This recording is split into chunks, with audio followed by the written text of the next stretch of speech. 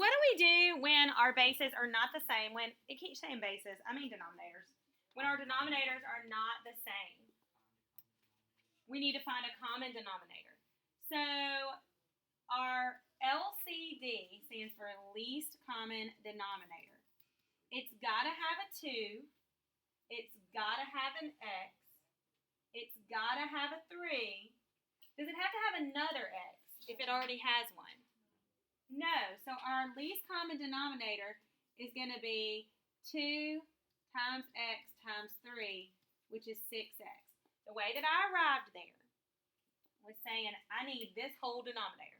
Whatever the first denominator is, you got to have the whole thing. Then what's in this denominator that's not in the first one? A 3. Okay? So to get denominators of 6x, we want both of these to have a denominator of 6x. What do we have to multiply the first denominator by? We need to multiply it by 3. So I'm going to multiply this first one by 3, and whatever I do to the denominator, I have to do to the numerator. So that'll be 45 on top. And to get 6x in the second denominator, what do I need to multiply 3x by? 2. And whatever I do in the denominator, I have to do in the numerator. So that gives me 32. And then we treat it just like the last one. We subtract, so that'll be 13 over 6x. Problem finished. Do you have a question on that one? All right, look at the next one. Look at the next one. I'm going to factor the a squared into a times a. Okay, that's going to help us when we're getting our LCD. So our LCD has to have the first denominator, a times a. What does the second denominator have that the first one doesn't? An 8. So our common denominator is going to be a times 8, which is 8a squared. Okay, we didn't need another a because it was already included in the denominator. There was already one a in the denominator. So I'm going to rewrite these as something over 8a squared. I'm going to rewrite those two denominators as something over 8a squared. For the first denominator, we just have a squared. So what do we need to multiply it by? 8. So that's going to give me 32a.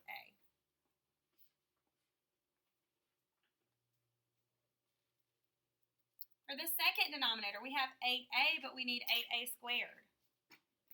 So I need another a. See, our denominator had 2 a's. This one only has 1. So do it in the numerator as well, and you get 7a. And then we just combine our like terms again. 32a minus 7a is 25a over 8a squared. Can it be reduced? Okay, so the 25 over 8 stays. Can't reduce that. The only factors of 25 are 5 and 5, and 5 is not a factor of 8. But a over a squared can be reduced to just a in the denominator. Any questions?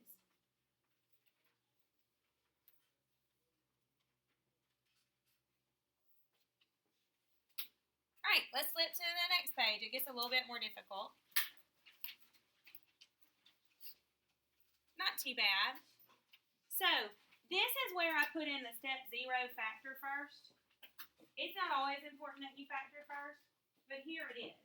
Otherwise, you might think that your common denominator was 5k minus 10 times k minus 2. That would be a whole lot of multiplying that was unnecessary. If we factor this denominator, okay, I can't factor k squared plus 16. It's a sum of squares, not a difference. But if I factor this denominator, I pull out a GCF, and now I can see, oh, those denominators already share something. So my LCD is going to be 5 times k minus 2. What is this one missing? This one's missing a 5. So I'm going to give this one a 5. And I know some of you can do this in less steps, and that's perfectly fine as long as you communicate what you're doing. I'm going to keep k squared plus 16. 4 times 5 is 20.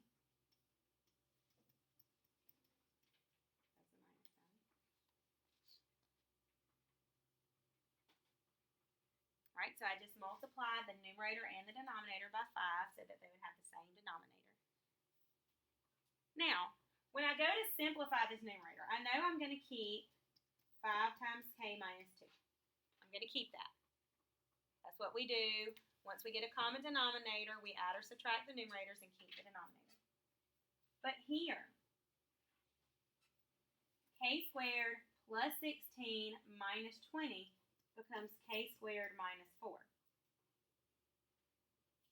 16 minus 20 is negative 4. Oh, I wish we were done, but we're not. What's that last step tell you to do? Simplify the remaining expression. Well. K squared minus 4 can be factored. What is it called? A difference of squares. So we have k plus 2 times k minus 2 over 5 times k minus 2. All right, so I factored this. As I should not have skipped so much space up here because now I'm crunched. K plus 2 times k minus 2, bring over your denominator. The k minus 2's cancel out, and you get k plus 2 over 5. And you're done. Now, tell me, so first I'm going to factor anything that can be factored. Well, x squared minus 5 cannot be factored. It's not a difference of squares because 5 is not a perfect square. So just bring that down. But x squared plus 5x plus 6 can be. What multiplies to 6 and adds to 5? 2 and 3.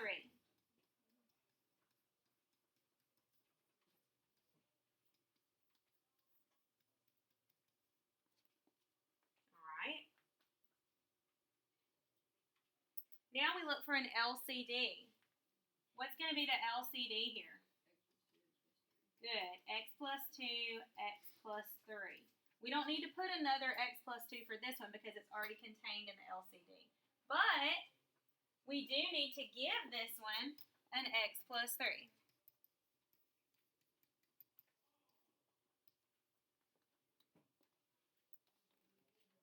Then I'm going to combine my numerator the best I can. I'll have x squared minus 5.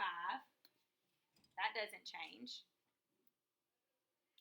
But then I have 1 times x plus 3, which is just x plus 3. All of that stays over the numerator.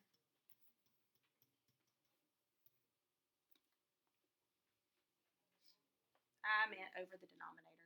I said over the numerator. Yes, I'm going to. So the next step, I'm going to combine. I'm showing you some steps that some of you can do in your head, but I'm not going to assume anything right now. I'm going to assume that you need to see them. So x squared plus x minus 2 over x plus 2 times x plus 3. Do you have any questions on how we got this far?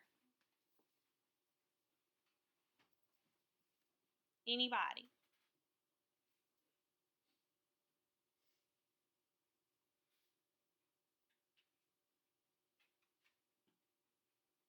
All right then. Well, the only thing left to do is simplify this.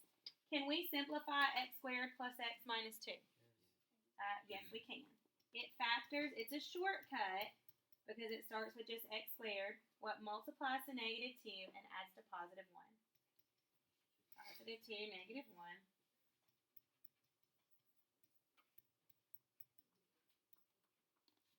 And then we see that the x plus 2's cancel out. And we have x minus 1 over